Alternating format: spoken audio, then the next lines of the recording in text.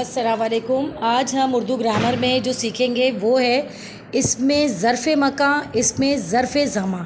ہمیں یہ معلوم ہونا چاہیے کہ ان کے کیا معنی ہیں اور یہ کہاں پر استعمال ہوتے ہیں۔ سب سے پہلے اس میں ظرف مکان، وہ اسم جو کسی جگہ یا مقام کو ظاہر کرے، اس میں ظرف مکان کہلاتا ہے۔